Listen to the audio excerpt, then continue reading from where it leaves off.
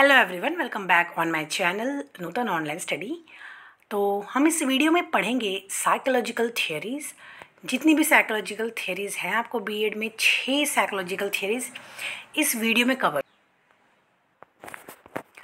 हो सकता है कि ये वीडियो बहुत लॉन्ग हो जाए, लेंथी हो जाए, तो मैं कोशिश करूँगी कि ये वीडियो आपको 2 पार्ट्स में मिलेगी, ठीक है। और अगर आपको पीडीएफ चाहिए तो आपको क्या करना है, केवल मुझे कमेंट सेक्शन में कमेंट करना है, आपको पीडीएफ भी इसका मिल जाएगा। और इन सब थियरीज़ पे मैंने अलग से पर्टिकुलर वीडियो भी बनाया है। आप तो लिंक जो है डिस्क्रिप्शन बॉक्स में चेक करना बिल्कुल मत भूलिएगा, ठीक है। और मेरे चैनल को ज़्यादा से ज़्यादा लाइक शेयर सब्सक्राइब करना भी बिल्कुल मत भूलिएगा। चलिए अब हम लोग देख लेते हैं अपनी थियरीज़ 1 बाय 1। तो शुरुआत करते हैं पियाजे कॉग्निटिव डेवलपमेंट, जिसे हिंदी में पियाजे का संज्ञानात्मक विकास कहते हैं।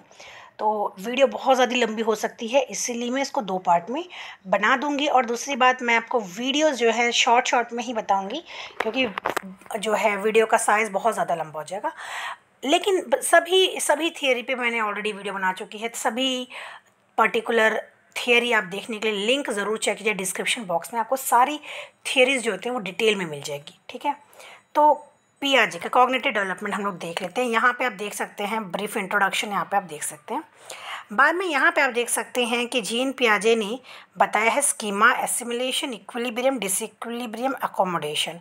और यहाँ पे उन्होंने स्टेजेस को जो है डिवाइड किया है।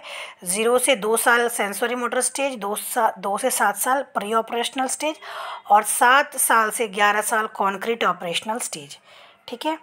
तो यहाँ पे देख लेते हैं 3 बेसिक कंपोनेंट्स। फर्स्ट है स्कीमा। स्कीमा को हम लोग जल्दी से शॉर्ट में जानेंगे। क्या होता है स्कीमा? होता है धारणा तैयार करना, ठीक है। जैसे छोटा बच्चा है, उसको हम बोलते हैं, अगर वो उसको नहीं पता है कि डॉग कैसा दिखता है, तो अगर उसने कभी डॉग देख लिया, अगर वो हम उसको बताते हैं ये डॉग है, तो उसने अपने मन में धारणा तैयार कर ली उस डॉग को देख के कि डॉग कैसा होता है, छोटा।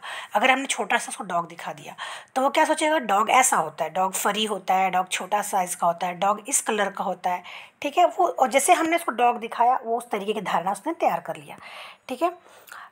लेकिन क्या होता है कि जब हम उसको दूसरा ही डॉग दिखाते हैं, तब वहाँ पे वो कंफ्यूज हो जाता है कि क्या ये कौन सा एनिमल है, क्योंकि उसे नहीं पता है। उसको लगता है, उसने धारणा तैयार कर लिया, स्कीमा तैयार कर लिया है कि डॉग ऐसा ही दिखता है जैसा उसने देखा था, ठीक है। तो यहाँ पे देख लीजिए, अब स्कीमाज यहाँ पे देख लीजिए, मैंने आपको जो बताया है कि जो स्कीमा क्या होता है कि धारणा तैयार कर लेना, एक पर्टिकुलर चीज़ अपने दिमाग में तैयार कर लेना, जिसे मेंटल पिक्चर कह सकते हैं, ठीक है, मानसिक चित्र कह सकते हैं, ठीक है, वो तैयार कर लेना, ठीक है। अब यहाँ पे देखिए, जैसे स्कीमा, जैसे कि हमने बच्चे को छोटा सा एक डॉग दिखाया, छोटा सा येलो कलर का डॉग दिखा दिया, ठीक है, तो वो बच्चे ने स्कीमा तैयार कर लिया, ठीक है। तो यहाँ पे देखिए असिमिलेशन, तो क्या है कि हाँ ये डॉग है, ठीक है।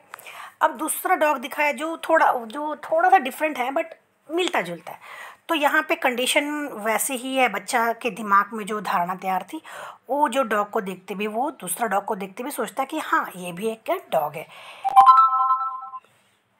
लेकिन यहाँ पे देखिए कि एक डिफरेंट, एकदम अलग डॉग को देखिए, वहाँ पर इसके जो है दिमाग में जो है जो धारणा थी पहले, वो एकदम डगमगाने से लग गई, कंफ्यूज हो गया कि क्या ये भी डॉग है, क्योंकि ये तो डॉग दूसरा है, ये कौन है, मतलब उसको ये नहीं समझ में आया कि ये भी एक डॉग ही है, ठीक है। ये कंडीशन कहलाती है डिसइक्विलिब्रियम।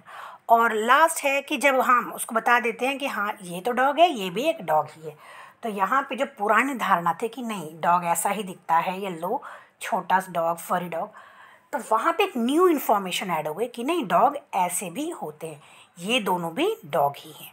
तो ये क्या कहलाता है कंडीशन? अकोमोडेशन। तो ये देखिए यहाँ पे असिमिलेशन के बारे में, अकोमोडेशन, इक्विलिब्रियम, ठीक है, हमने जो भी पढ़ा। स्टेजेस देखिए आप लोग, यहाँ पे स्टेजेस फर्स्ट है 2 साल तक के बच्चे। 2 साल तक के बच्चे क्या करते हैं, बचपन से लेकर 2 साल तक के बच्चे सोचते हैं कि जो हम कर रहे हैं, जो हो रहा है इस दुनिया में, वो हमारी एक्शन की वजह से हो रहा है। जो हम कर रहे हैं उस वजह से दिन हो रही है, उस वजह से रात हो रही है, उस वजह से क्या हो रहा है, ये चिड़िया, ये पानी, ये सब चल रहा है, किसकी वजह से? हमारी वजह से। छोटे बच्चे की ये सोच होती है, ठीक है। यहाँ पे आप लोग देख लीजिए पूरा इतना तो समय नहीं होगा कि मैं आपको पूरी तरीके से डिटेल में समझा सकूं, ठीक है। अच्छा, यहाँ पे देख लीजिए, 0 से 2 साल सेंसरी मोटर स्टेज, 2 से 7 साल प्री ऑपरेशन स्टेज, 7 साल से 11 साल कॉन्क्रीट ऑपरेशन स्टेज और 12 से ऊपर फॉर्मल ऑपरेशन स्टेज। अब प्री ऑपरेशनल स्टेज क्या होता है, 2 साल से 7 साल के जो बच्चे होते हैं वो सिंबल से सीखते हैं, ठीक है, चित्र से, पिक्चर से, सिंबल से सीखते हैं। जैसे कि जब बच्चा स्कूल जाता है ना नर्सरी में, तो टीचर क्या करती है, उसको एप्पल का पिक्चर शो करके बोलती है ये क्या है एप्पल, बनाना का पिक्चर शो करके बोलती है ये क्या है बनाना। उस तरीके से बच्चे को चित्रों के द्वारा, सिंबल्स के ज़रिए पढ़ाया जाता है। और यहाँ पे जो बच्चे होते हैं उनका जो मेंटल डेवलपमेंट ज़्यादा नहीं हुआ था, वो कॉन्क्रीट तरीके से नहीं सोच सकते, लॉजिकली नहीं सोच सकते। कॉन्क्रीट ऑपरेशनल स्टेज में क्या होता है, 7 साल से 11 साल जो बच्चे होते हैं वो थोड़े से मैच्योर होने लग जाते हैं, ठीक है। और अपने जो होते हैं यहाँ पे देखिए लॉजिकल भी थोड़ा बहुत वो तो बच्चा जो है वो लॉजिकली भी सोचने लग जाता है, थोड़ा सा ज़्यादा मैच्योर हो जाता है इस स्टेज तक, ठीक है। और जो ईगो सेंटर्ड था वो प्रीवियस स्टेज पर, यानी कि सेकंड स्टेज पर, वो ईगो यहाँ पे आके ख़त्म हो जाती है। लास्ट है फॉर्मल ऑपरेशनल स्टेज। तो यहाँ पे जो बच्चा होता है वो ज़्यादा लॉजिकली हो जाता है, ज़्यादा मैच्योर हो जाता है, डिडक्टिव रीजनिंग और एब्स्ट्रैक्ट आइडियाज़ सोचने लग जाता है, और मल्टीपल पोटेंशियल सोल्यूशन पे वो क्या करने लग जाता है, कैपेबल हो जाता है, ठीक है। जैसे छोटे बच्चे क्या होते हैं कि उन कॉन्क्रीट नहीं सोच सकते, ठीक है, और तो लेकिन यहाँ पे आके बच्चा लॉजिकली सोचने लग जाता है और क्या करने लग जाता है, साइंटिफिकली भी सोचने लग जाता है। अब इसका लास्ट में हम लोग एजुकेशनल इम्प्लीकेशंस आप लोग देख लीजिए यहाँ पे, कि यहाँ से बच्चे का जो है दिमाग का जो है, जैसे कि पियाजे ने क्या किया है, 4 डिवीज़न में पार्ट किया है, तो इससे टीचर को आसानी होती है समझने में कि बच्चा इस स्टेज का है, तो बच्चे को किस स्टेज के लिए किस तरीके की नॉलेज दी जानी चाहिए। और यहाँ पे जो होता है जो इम्पोर्टेंस ड्राइव्स और मोटिवेशन जो है तो है लर्निंग और टीचिंग के फील्ड में, वो भी उसके लिए भी हेल्पफुल होता है। साथ ही यहाँ पे करिकुलम डिज़ाइन करने में बच्चों के लिए बहुत आसान होता है, क्योंकि टीचर को पता होता है कि इतने साल के बच्चे की जो लॉजिकल थिंकिंग होती है और इतने साल के बच्चे की नहीं होती, तो उसके हिसाब से करिकुलम तैयार करते हैं, ठीक है। और यहाँ पे देखिए इसी तरीके से फोर्थ भी देखिए, यानी कि ये पेरेंट्स के लिए भी और टीचर्स के लिए, दोनों के लिए सहायक होता है, क्योंकि टीचर्स और पेरेंट्स को बच्चों का मेंटल लेवल के हिसाब से बच्चे को जो है लर्निंग दी जाती है। यहाँ पे देखिए 5th नंबर भी देख लीजिए, ठीक है। और यहाँ पे आप देख सकते हैं सारा एजुकेशनल इम्प्लीकेशन, ठीक है, ठीक है। तो अब हम लोग नेक्स्ट जो है देख लेते हैं। अब हमारा सेकंड एक्सपेरिमेंट या second theory Kohler inside theory. Kohler inside theory basically chimpanzee पे किया गया था, सुल्तान नाम था जिसका। यहाँ पे आप देख सकते हैं सारा कुछ, वोल्फगैंग कोहलर नाम था इनका, इन्होंने एक्सपेरिमेंट किया था, किस पे किया था, बंदरों पे किया था। इस एक्सपेरिमेंट को हम लोग ज़रा पेपर के जो हमारा डायग्राम है उससे अगर हम लोग समझेंगे बहुत इजी होगा। देखिए जो कोहलर ने क्या किया था, जो चिंपैंजी था उसका नाम था सुल्तान, ठीक है। अब सुल्तान के लिए क्या किया उसने, कि सुल्तान जब एक केज में सुल्तान को रख दिया, भूखा था जो चिंपैंजी। अब उसने क्या किया कि एक बॉक्स रख दिया, ठीक है। बॉक्स रखने के बाद क्या करता है कोहलर, कि जो बनाना है उसको ऊपर हैंग कर देता है, ठीक है। आप यहाँ पे फर्स्ट ए में देख सकते हैं। तो जो चिंपैंजी है वो भूखा है, तो वो बनाना को पाने के लिए पूरी कोशिश करता है, पर वो नहीं पा सकता है, ठीक है, नहीं उस वहाँ तक पहुँच पा रहा है, क्योंकि वो हाइट थोड़ी ऊंची हाइट पे रखा हुआ है बनाना। फिर वो क्या करता है, पूरा जो है केज घूमता है इधर उधर, फिर उसके दिमाग में इंसाइट। अब इंसाइट का मतलब क्या होता है, अचानक आइडिया आना, जिसे हम कहते हैं ना, जैसे दिमाग की बत्ती जलना, ठीक है। उसके अचानक दिमाग में जो आइडिया आता है, वो क्या करता है, वो जो बॉक्स रहता है आप देख सकते हैं ए पे, बॉक्स को रख के उस पर चढ़ के वो बनाना ले लेता है, ठीक है। अब सेकंड में क्या करते हैं कोहलर की, एक बॉक्स और रख देते हैं और बनाना को थोड़ा सा और ऊपर रख देते हैं, ठीक है। तो अपना चिंपैंजी है वो क्या करता है, वो कोशिश करता है, ठीक है, लेकिन उसका हाथ नहीं पहुंच पाता है। फिर से वो कोशिशें करता है, बहुत कोशिश करने के बाद उसकी नज़र पड़ती है दूसरे बॉक्स पे, और वो उसको उठा के उसके ऊपर मतलब खेल खेल में ही रख देता है और फिर उसके ऊपर जब चढ़ता है तब वो बनाना तक पहुंच जाता है। तीसरे स्टेज में यानी सी में आप देख सकते हैं क्या होता है कि यहाँ पे देखिए कि जो कोहलर है उन्होंने एक स्टिक भी रख दिया है, ठीक है। अब स्टिक रख दिया है, बनाना को थोड़ा सा और ऊंचा रख दिया है, ठीक है। तो अब जो चिंपैंजी वो बहुत कोशिश करता है लेकिन उसके हाथ वो बनाना नहीं आ पाता है। लेकिन एट लास्ट यानी बहुत मेहनत करने के बाद उसकी जो छड़ी होती है ना, वो छड़ी क्या करता है, वो उस छड़ी से जब वो बनाना को छूटता है, टच कर देता है, फिर वो उस तरीके से बनाना को पा लेता है। लास्ट वाला देखिए, यहाँ पे आप 2 स्टिक देख सकते हैं। जो स्टिक थी वो हॉलो, अंदर से हॉलो था, तो उसमें जो दूसरे स्टिक को जो है एडजस्ट किया जा सकता था। अब कोलर ने क्या किया कि दो स्टिक रख दिया, ठीक है। तो जो चिंपैंजी है और जो बनाना है उसको और भी ऊंचाई पे रख दिया। तो जो मंकी है वो बहुत कोशिश करता है, लेकिन वो वहाँ तक नहीं पहुँच पाता बनाना तक। लेकिन वो क्या करता है, अचानक से उसकी जो स्टिक होती है वो जॉइंट कर लेता है, फिर उस स्टिक को वो उस बनाना तक पहुंचा देता है। यानी 2 स्टिक को जब जॉइंट कर देता है तो स्टिक लंबी हो जाती है और उस स्टिक के यूज़ से वो क्या करता है, उस बनाना तक पहुंच जाता है। इस तरीके से ये इनसाइड थ्योरी थी। तो यहाँ पे आप कंटेंट तो देख सकते हैं, अगर मैं ज़्यादा ही इसको लेंथी हो जाएगा बहुत ज़्यादा, इसीलिए, ठीक है। तो अगर आपको PDF चाहिए तो आप मुझे कमेंट सेक्शन में कमेंट ज़रूर करें। चलिए अब आगे देख लेते हैं हम, ठीक है। ये सारा कुछ वही है जो हमने पढ़ा है। फैक्टर्स देखिए, फैक्टर्स यहाँ पे क्या है, फर्स्ट है एक्सपीरियंस, यानी जो पास्ट एक्सपीरियंस होता है उससे जो है इंसाइट आता है। जैसे कि बच्चा जो है अगर स्कूटी सीखना चाहता है, अगर उसने साइकिल सीखा हुआ है तो वो उससे थोड़ा सा आइडिया उसको मिल सकता है, यानी पास्ट एक्सपीरियंस भी हेल्पफुल होता है, ठीक है, इंसाइट के लिए। सेकंड है इंटेलिजेंस। तो डिपेंड करता है कि अगर किसी का इंटेलिजेंस ज़्यादा अच्छा है तो वो जल्दी उसको इंसाइट, जल्दी कोई चीज़ वो सीखता है और जल्दी उसको आइडिया आने की चांसेस होते हैं। थर्ड है लर्निंग सिचुएशन। लर्निंग सिचुएशन क्या है कि डिपेंड करता है कि किस सिचुएशन में उसको रखा गया है। कई बार सिचुएशन इतनी ज़्यादा क्रिटिकल होता है कि इंसाइट आने में थोड़ा सा टाइम लग सकता है। फोर्थ है इनिशियल एफर्ट। इनिशियल एफर्ट में क्या होता है कि यहाँ पे देखिए, फोर्थ है इनिशियल एफर्ट।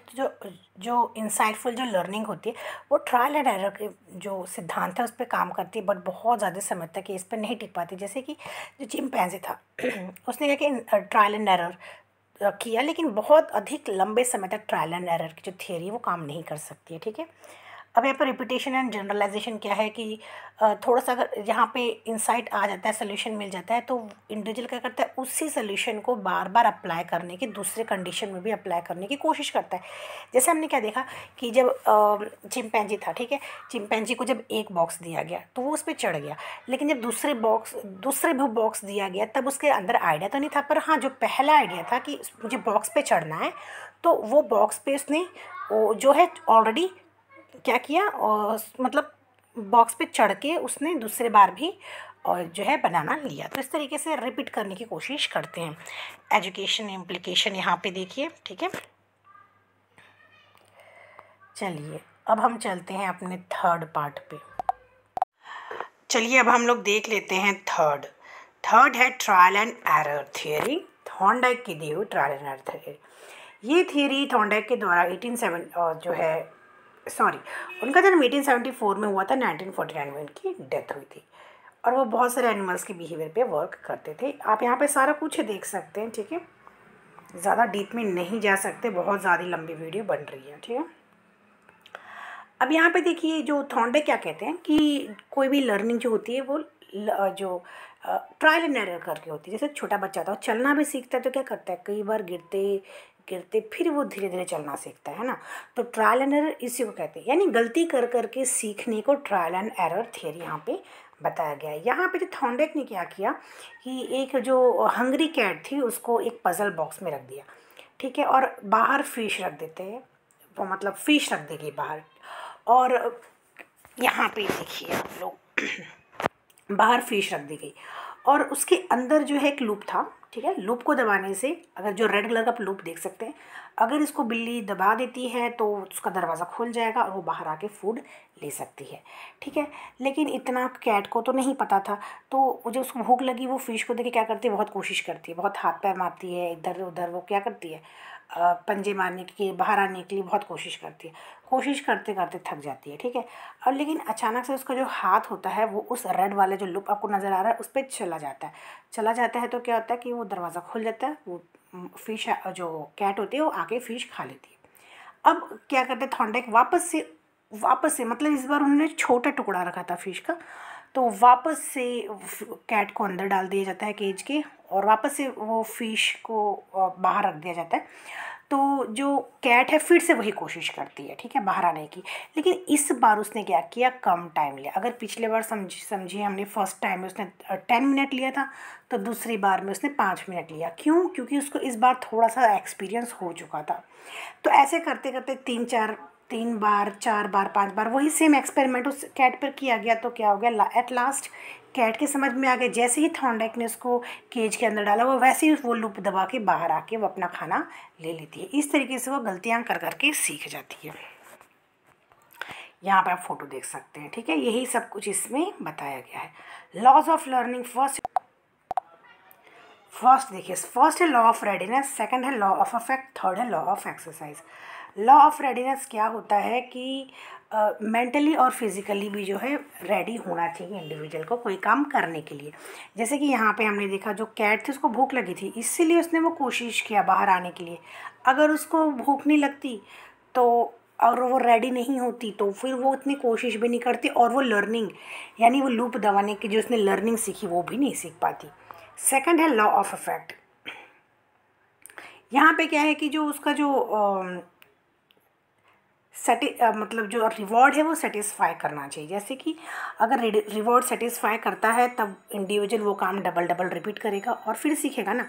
जैसे जो बिल्ली थी उसको फ़िश बाहर रख दिए, तो वो फ़िश उसके लिए रिवॉर्ड था, तो वो उस फ़िश के लिए ही उसने 4 बार 5 बार 6 बार करते करते वो जो लूप दबाना सीख गई। थर्ड है यहाँ पे लॉ ऑफ एक्सरसाइज, तो रिपीट बिहेवियर होना चाहिए। जो कैट है उसने क्या किया, एक बार कोशिश की, ठीक है, तो फिर बहुत मेहनत करके फिर उसको फ़िश मिल जाती है, फिर 2 बार कोशिश की, 3 बार कोशिश की, 4 बार 5 बार, एट लास्ट वो सीख गई कि केवल लूप दबाना है और बाहर आके उसको फूड लेना है। तो इसलिए एक्सरसाइज भी होना चाहिए, रिपीटेड बिहेवियर होना चाहिए। यहाँ पे इसको 2 पार्ट में डिवाइड किया गया, law of use, law of disuse. Law of use क्या है, अगर वो जो एक्शन है, अगर वो क्या है, अगर उससे कुछ सीख सकते हैं तो ही वो एक्शन को रिपीट कर किया जाएगा, अदरवाइज नहीं किया जाएगा, ठीक है ना। तो और अगर वो if an action is repeated by an individual then they will learn something. अगर वो एक्शन बार बार रिपीट होता है तभी वो कुछ सीखेगा। जैसे यहाँ पर कैट ने क्या किया, वो बार बार एक्शन रिपीट किया, 3 बार 4 बार 5 बार करते करते वो एक्सपेरिमेंट बार बार डबल डबल जो थॉर्नडाइक ने किया, तो बार बार उसने भी क्या किया, रिपीट हुआ एक्शन, और बाद में एट लास्ट वो सीखी। और लॉ ऑफ डिसयूज़ यानी अगर जो एक्शन है वो रिपीट नहीं होता है तो जो कैट है वो नहीं सीख सकती। जैसे पहली बार उसने क्या किया, बहुत कोशिश करके लूप दबाया, अगर दूसरी बार उसने कोशिश नहीं किया होता कैट ने, तीसरी बार कोशिश नहीं किया, तो चौथी बार कोशिश नहीं किया, तो एट लास्ट वो उस लूप को दबाना नहीं सीख पाती और उसकी लर्निंग नहीं हो पाती, ठीक है। यहाँ पे सबऑर्डिनेट लॉज ऑफ लर्निंग देखिए, लॉ ऑफ मल्टीपल रिस्पॉन्स, ठीक है। लॉ ऑफ मल्टीपल रिस्पॉन्स क्या है, यहाँ पे देखिए, जैसे कि अगर यहाँ पे देखिए, this law an individual should, मतलब कोशिश करते रहना चाहिए, अलग अलग तरीके से कोशिश करते रहना चाहिए, ठीक है। अलग अलग तरीके से कोशिश करना किया चाहिए, एक ही पॉइंट में स्टिक होके एक ही तरीका बार यूज़ नहीं करना चाहिए, बार बार अलग अलग डिफरेंट तरीका यूज़ करना चाहिए। जैसे कि कैट ने क्या किया, कभी उसने जंप करने की कोशिश की, कभी उसने स्क्वीज़ करने की कोशिश की जो केज को, कभी उसने क्या किया, जैसे कि मतलब बहुत कुछ किया ना बाहर निकलने के लिए, तो अलग अलग उसने तरीका कोशिश किया था। लॉ ऑफ सेट और एटीट्यूड, यहाँ पे क्या है कि यहाँ पर देखिए, according to this law learning is affected more in the individual if he is set to learn. अगर इंडिविजुअल तैयार है तभी वो सीखेगा, ठीक है।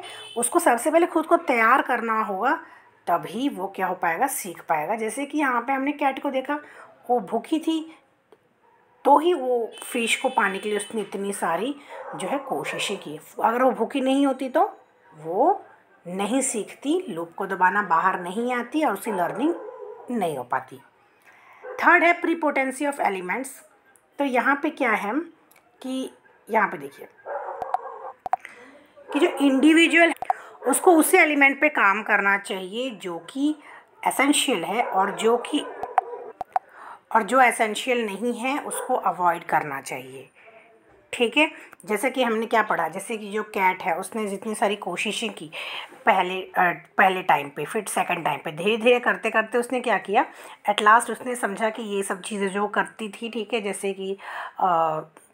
जैसे कि पंजे मारना या तो कूदना या तो कुछ स्क्वीज़ करना, वो चीज़ उसने अवॉइड किया, सीधा उसने लूप दबाना सीख लिया।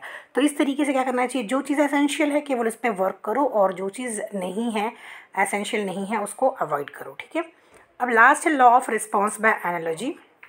यहाँ पे क्या होता है कि जो ओल्ड एक्सपीरियंस होता है वो हेल्प करता है, ठीक है, इंडिविजुअल को कुछ नई चीज़ सीखने के लिए। जैसे कि हम एग्जांपल देखते हैं, जैसे कि जो बच्चा होता है अगर उसने साइकिल सीखा हो तो वो स्कूटी आसानी के साथ सीख सकता है, क्योंकि उसको पास्ट एक्सपीरियंस है कि किस तरीके से साइकिल चलाना है, तो वो सेम एक्सपीरियंस के द्वारा वो स्कूटी भी आसानी से सीख सकता है।